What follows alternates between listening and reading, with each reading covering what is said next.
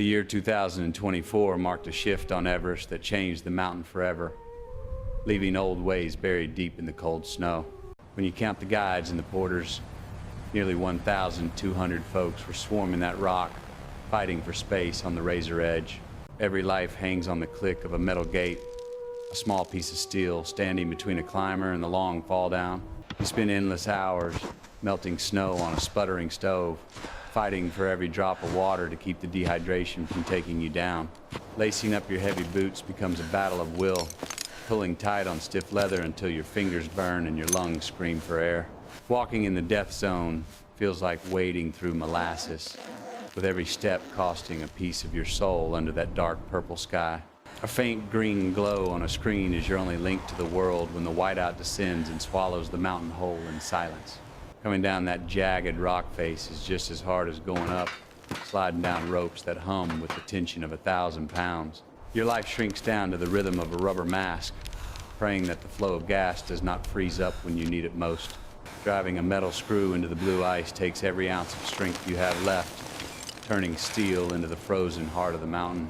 Staring down into a crevasse from a wobbling ladder will test your nerve, looking into a darkness that has no bottom and no mercy. Even the machines struggle to survive up here, buried under drifts of snow that must be cleared if we want to keep listening to the sky.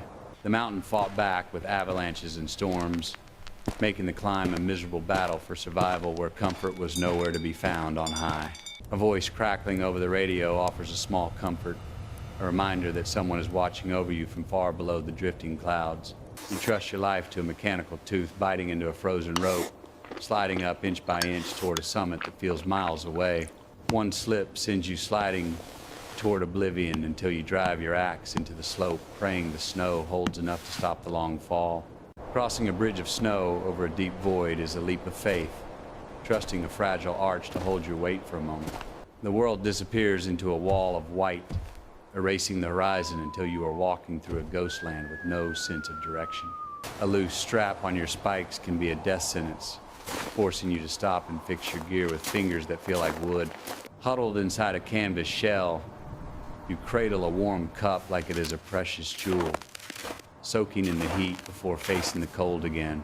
The clinking of metal on your harness is the music of the climb, a heavy reminder of the tools you need to stay alive. Sleep comes in short bursts while frost builds up around your face, coating your sleeping bag in a layer of ice from your own breath. Survival is a chore of scraping ice into a pot, melting the mountain down just to keep your blood flowing in the freezing air. You can see the scars on the land where humanity left its mark, a shame that cuts deeper than the biting wind on the glacier. We start moving long before the sun wakes up, following a single beam of light through the darkness and the swirling snow of the night. Seeing the first light hit that peak turns the rock into burning gold, a sight that makes you forget the freezing hell down below. Dark clouds boil over the face like smoke from a fire, moving faster than any storm you have ever seen on flat ground. The wind whips the snow into a fine white smoke that snakes around your boots and tries to drag you off the edge. Giant spears of ice hang above your head, waiting for the sun to warm them just enough to send them crashing down hard. Under the full moon, the mountain glows with a ghostly blue light, and you realize just how small you are in the universe. You turn around to look at the path you climbed, seeing the clouds far below your feet like an ocean of white cotton. Your legs give out and you hit the snow hard, gasping for air that just is not there no matter how deep you breathe. Sometimes the only thing keeping you moving is a gloved hand pulling you up over a rock that feels high as a wall. Tying those prayer flags to the top is a message to the wind, sending a silent hope for safe passage back down to earth.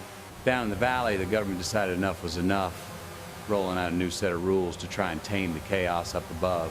Staring at that final pyramid, your heart beats like a drum against your ribs as you summon the will for the last push. Going down is a clumsy fight against gravity, where tired legs wobble and a single slip can send you sliding into the abyss. Fumbling with frozen threads to change a tank is a terrifying game of seconds when your brain starts starving for that precious oxygen. You try to drink from a bottle that has turned into slush, shaking it hard just to get a few drops of water. Crawling out of a tent carved into a sheer wall of ice will make you question every choice that brought you up here. You pull off a mitten to check your fingers, praying you do not see the gray color of flesh that is frozen to stone. Sliding down the rope past the yellow rocks, you lean back and trust your life to a thin line in a metal brake. Holding a picture of home in your frozen hands brings a heavy sadness, a reminder of the warm life waiting far away from here. You swing that axe with everything you have got left, driving the steel pick deep into the ice to hold your weight steady. The world narrows down to the reflection in your goggles, shielding your eyes from a sun that burns brighter than you can imagine. They stripped away the fancy luxuries like heated tents and soft carpets, telling folks this mountain ain't no place for five-star living and comfort. Touching the rough carvings on an ancient stone connects you to the spirit of this land before you leave the green valley behind. The roar of a helicopter kicking up dust is a jarring noise, mechanical beast fighting the thin air to touch the ground. Squeezing frozen gel into your mouth is not about taste. It is just fuel to keep the engine running for one more hour. You check the straps on your partner one last time, a silent promise that you will look out for each other in the dark. The glare off the snow can burn your eyes until they feel like they are full of sand, leaving you blind and helpless. Seeing the moon rise behind that black peak makes the mountain look like a jagged tooth biting into the deep blue night sky. Balancing on a ridge no wider than your boot feels like walking a tightrope across the sky with death waiting on both sides. A voice on the radio is your lifeline to the world, guiding rescue birds that look like tiny toys against the massive slopes. You step over tangled lines left by climbers from decades ago, a frozen museum of history woven into the ice of the mountain. Watching the sun dip below the curve of the earth brings a cold peace, painting the sky in colors you only see here. Gone are the days of sipping lattes in a warm dining hall, as the authorities demanded a return to the gritty roots of true mountaineering. Every step toward the top costs 3 breaths of air, a slow and painful march to stand on the roof of the world. But the glory is often stolen by the crowds, leaving you stuck in a human traffic jam on a ridge way too narrow. Fighting to clip your safety line onto a rope crowded with metal hooks is a frustration that can boil over into pure panic. The Sherpas are the true guardians of this rock, fixing masks and patting shoulders to keep the dream alive for those who pay. The weather turns in a heartbeat, hitting you with a squall that tries to blow you off your feet and into the void. Lighting a stove in the wind is a desperate act, shielding a tiny flame that stands between you and a cold, dark night. Walking past the stones piled up for the fallen quiets the soul, a somber reminder that not everyone gets to go home again. At night, the base camp looks like a city of fireflies, a cluster of warm lights huddled against the immense power of nature. Yet we keep looking up at that black pyramid stripping the clouds, drawn to it by a hunger that reason cannot explain away. Maybe the future holds a cleaner path, where machines do the heavy lifting and we leave nothing but footprints on the sacred snow. The goal was to bring back a little respect and solemnity to the expedition, reminding every climber that death is always watching from the shadows. Imagine walking on a glacier that sparkles like a diamond, free from the trash and the shame that has stained it for years. The mountains stand tall regardless of our struggles, glowing pink in the evening light with a beauty that demands our utmost respect today. Packing your gear in your waist is the new code of honor, a small price to pay for the privilege of being here. Looking into the lens, you see the mountain reflected in your face, a mark that will stay with you long after you leave. The wind whispers a challenge to stay bold in the face of fear, to keep pushing when every instinct tells you to turn back. To live brave is to find your place among the stars, carving a memory into the night sky that time cannot wash away. Turning your back on the summit is the hardest part, walking down into the clouds and leaving the magic of the peak behind. Your worn boots hang heavy from your pack, swaying with every step as you carry the dust of the high country back home. In the end, the summit stands empty and silent, the prayer flags whipping in the wind as nature reclaims its lonely, frozen throne. Waving goodbye from the window of a flying machine, you watch the giant recede, knowing you have touched something wild and truly eternal. The trek into base camp used to feel like a pilgrimage to a holy shrine, marked by nothing but stone cairns and fluttering prayer flags. We fade into the white noise of the snow, becoming just another ghost story whispered by the wind in the high Himalayan passes. The snow keeps falling in the dark, covering our tracks and resetting the stage for the next generation of dreamers to come climb. Like a candle blowing out in a draft, the adventure ends in a puff of smoke, leaving only the silence of the night. The mountain waits in the dark, a shadow on the edge of the world, forever watching over those who dare to live brave. But now a massive billboard greets the weary travelers, a sign of the changing times that feels mighty out of place in this wild kingdom. It stands in stark contrast to the graffiti-covered boulder that welcomed generations before, a clash between the sacred past and the sold-out future. From flying machines hauling gear to the rising heat melting ancient ice, the roof of the world is facing a reckoning unlike any seen before. Tourists line up to snap their pictures with that sign, proving that the commercial grip has tightened its hold on the soul of this peak.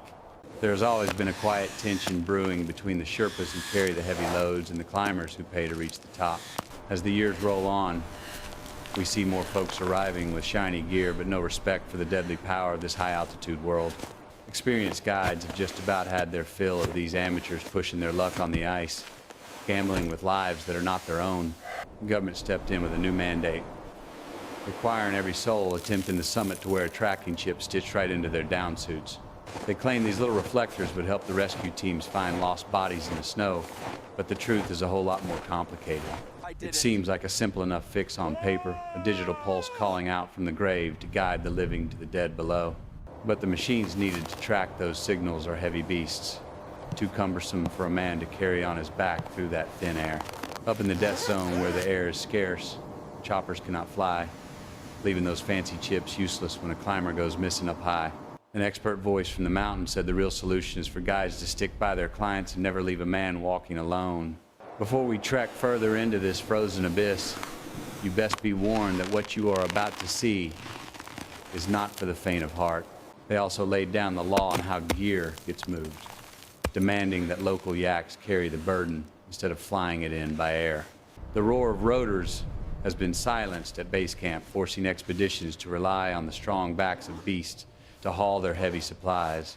But there simply ain't enough yaks in the valley to carry all that weight, creating a bottleneck that slowed the whole operation to a crawl. While the government wants to support the local herdsmen, the reality is a logistical nightmare that leaves climbers waiting for gear that arrives too late.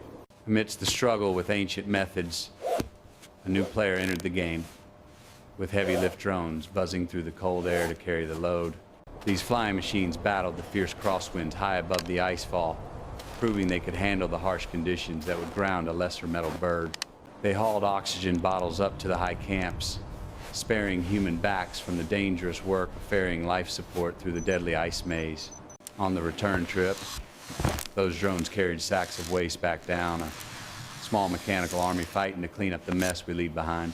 Every flight made by a drone means one less trip for a Sherpa through the terrifying Khumbu Icefall, saving lives by keeping boots off ice. The guides know better than anyone that technology can be a savior, cutting down the risk in a place that offers no second chances today. The path to the heavens typically starts slow and steady, winding through valleys of stone and ice where the air gets thinner with every step. Crossing those ladders over bottomless pits is a gamble with death, and the drones offer a way to stack the deck in favor of survival. The mountain demands a heavy price in blood, and we lost 3 good men last year to the shifting jaws of that icefall maze. But these machines offer a glimmer of hope, dropping cables from the sky to deliver the tools needed to keep men alive on high.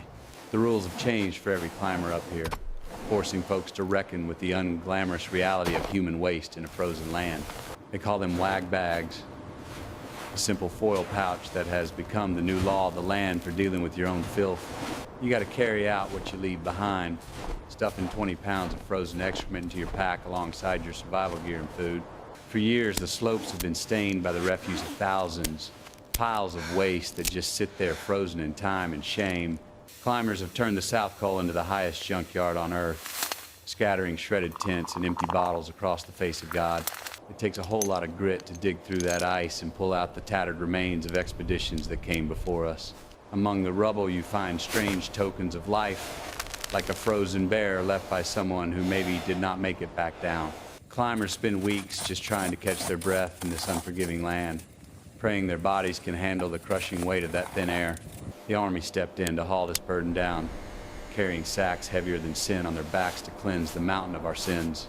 They weigh every pound of trash pulled from the ice, a grim tally of the mess we made in our blind pursuit of glory. It is a stark contrast seeing that pile of garbage sitting against the pristine white peaks that have watched over this world for eons. But there is a bigger threat looming over these glaciers as the ice that stood for thousands of years begins to weep and melt away. You can hear the water running where it should be solid ice, a sound that chills the blood of anyone who knows these high peaks.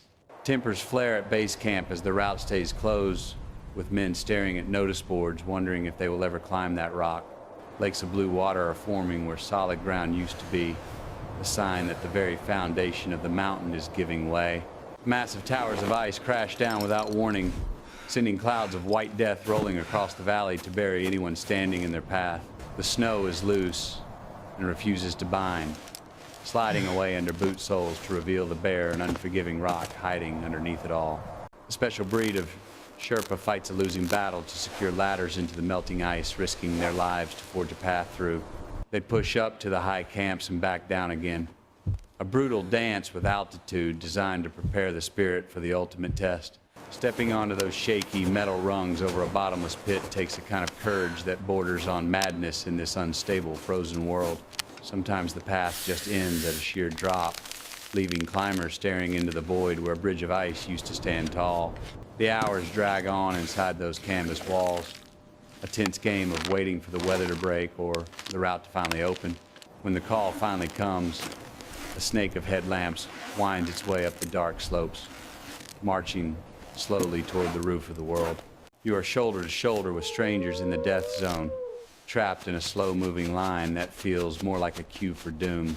From high above, they look like colorful beads strung on a white thread, inching their way up a ridge that offers no room for error. Every minute spent standing still is a minute of precious air wasted, and you watch that regulator gauge drop lower with a rising panic. The famous Hillary step becomes a bottleneck of desperate souls, clinging to the rock and waiting for the climber ahead to take a single step. The cold seeps into your bones while you wait, a deep freeze that steals the warmth from your blood and makes your limbs heavy. Up on the summit ridge, the ground beneath your boots feels soft and treacherous, a shifting trap of sugar snow ready to give way. But the silence of the peaks has been broken by a stampede of boots, turning this sacred place into a crowded highway of desperate souls. A seasoned guide might spot the hairline fracture in the snow, a silent warning that the solid earth is about to disappear into thin air. In a heartbeat, the world drops out from under you, sending ice and men tumbling into the abyss while the safety rope snaps tight. 2 lives were lost to the mountain that day, plunging down the sheer face into a whiteout that swallowed them whole without a trace. Survivors were left dangling over the edge, kicking their feet against the ice wall and fighting the urge to let panic take the wheel. Up on the ridge, the others pressed themselves flat against the snow, frozen by the horror of seeing their fellow travelers vanish in an instant. The snow was soft and deep like quicksand, making every step a brutal battle for purchase on a slope that wanted to slide away. Even the weather station was buried halfway up its mast, a testament to the heavy snowfall that hid the deadly traps waiting below the surface. One of the fallen was a man in his prime, fit and strong enough to conquer this peak, but helpless against the mountain's wrath. His guides scanned the white expanse below with heavy hearts, knowing that no man could survive a fall down that unforgiving face of rock. A team of Sherpas lined up to haul on the ropes, straining every muscle in a desperate bid to pull a miracle from the clouds. Piles of refuse and forgotten gear litter the slopes, forcing the local powers to lay down the law before the mountain is lost to filth. But the radio call finally came through with the grim news, signaling the end of hope and leaving 2 souls to rest in the ice. A brave soul dangled from a thread to hammer new anchors into the ice, forging a path where the mountain had severed the connection. With steady hands, he tied the knots that would bridge the gap, securing a lifeline for the terrified climbers waiting in the freezing wind. The queue began to shuffle forward once more, boots testing the new ground as hearts hammered against ribs in the thin air of dawn. But time had been lost on that ridge, and gauges on oxygen tanks were dipping dangerously low into the red zone of no return. Folks were collapsing in the snow at Camp 4, their bodies spent from the ordeal and the biting cold that gnawed at their bones. The bottleneck at the rocky step turned into a desperate scramble, with climbers fighting to move up or down before their air ran out. Standing on top of the world offers a fleeting moment of glory, but the view is stark and the wind screams a lonely song. Getting up is only half the battle, as the descent is where the mountain claims most of its victims on the long road home. You walk past the frozen remnants of those who gave up, a backpack left in the snow like a tombstone for a dream denied. Just last year, they handed out 478 permits, a record number that spelled trouble for everyone trying to touch the sky. Back in the safety of the tent, peeling off those heavy boots reveals the toll taken on flesh and blood by the unforgiving cold. Yet the allure remains as strong as ever, with the golden light of sunrise casting a spell that draws men back to the edge. A never-ending line of dreamers marches across the white expanse, small specks of color against a canvas that is too big to comprehend. For a brief second, you hold your axe high in victory, conquering not just the rock, but the fear that lives inside your gut. Looking at the maps and the change in ice, we have to wonder what the future holds for this king of all the high mountains. As twilight settles over the range, the stars come out to watch over the climbers huddled in their tents against the coming night storm. The message written in the wind is clear to those who listen, urging us to stay bold even when the path disappears from sight. To live brave means facing the darkness head on, carving your name into the ice and hoping it lasts longer than the winter snow.